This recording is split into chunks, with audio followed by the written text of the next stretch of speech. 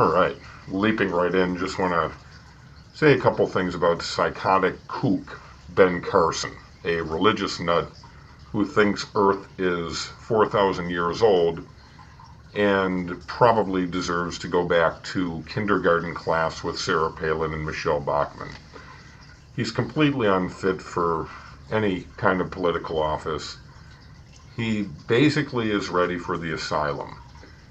He's a guy who thinks that God is real and that even if there is a God, it would be unknown to us. But self-righteous idiots like Ben Carson think they know that there's one God. This is the same exact thing that Al-Qaeda does. Every religious kook believes that they have some special knowledge, some privileged information that no one else has, which is delusional for one thing, but so self-righteous and insane that in most cases you can't even reach them. They're unreachable. They are quite insane. And that's how most religious people are when they're that dogmatic. The more dogmatic they are, the dumber they are.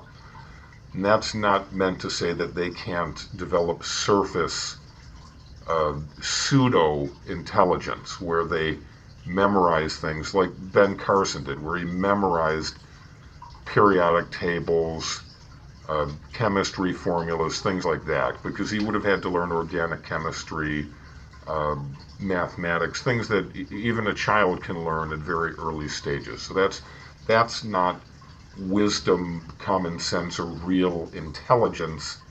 That's book smarts, in other words, things you just learn and memorize. So we don't credit him for being even the least bit intelligent or smart. He's kind of like a monkey who was taught to put the triangular block into the triangular space. So that's Ben Carson.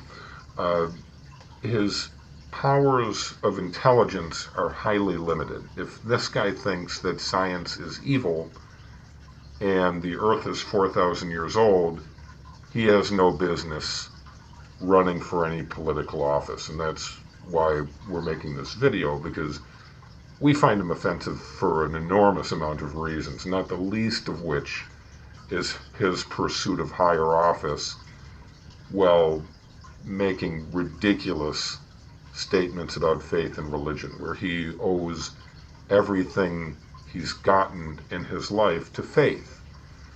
Well, he's received numerous grants. He's been enabled through affirmative action. And there's nothing wrong with those programs, actually. They're great for underprivileged folks to get in. That being the case, that he took advantage of an enormous amount of free will given to him by American taxpayers. That enabled him, not faith.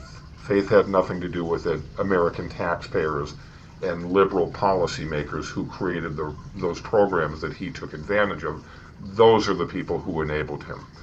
And just a guess, most of those people are not religious. Just a guess, because the higher the intelligence level is on someone, the less likely they are to be religious. And with religious people, the more dogmatic they are, like imbecile Carson, the lower their intelligence is. It's just a simple fact. You can't get around it. Religious kooks will argue and argue and argue, but look what they are. Just like Ben Carson. They don't have a speck of proof for anything they say.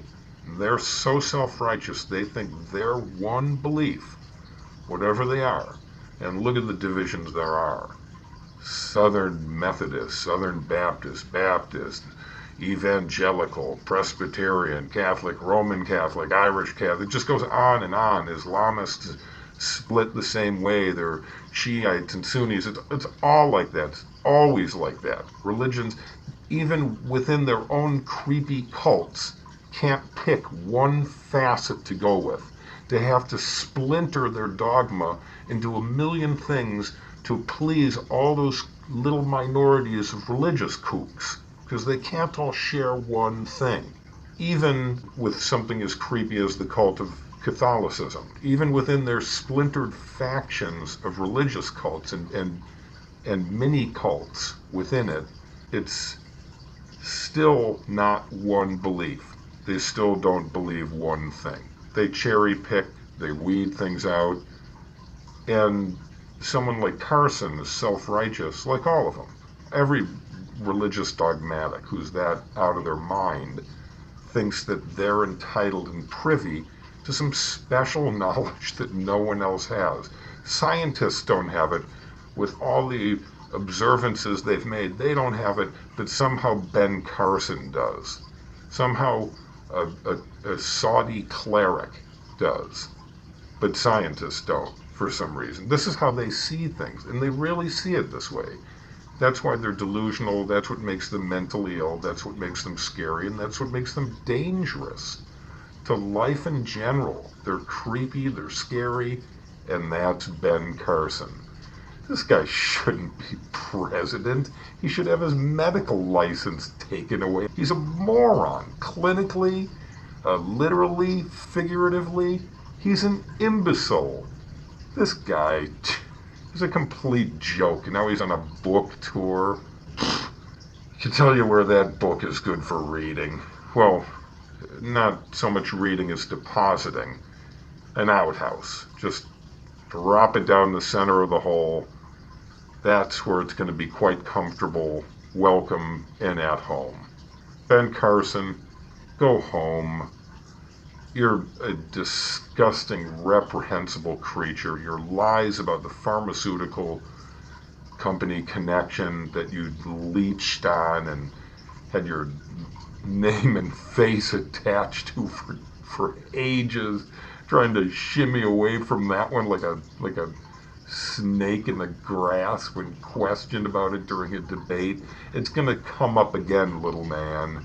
You're going to get questioned about it again and again, and the more you lie about it, the more it'll float to the top. You're today's Herman Cain.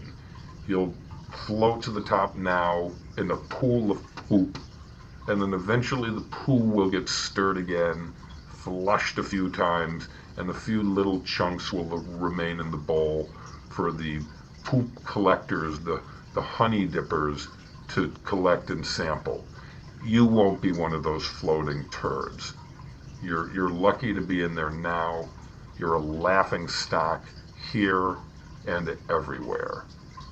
Pack up your bags, pack up your BS, and go home, Carson. You're a joke.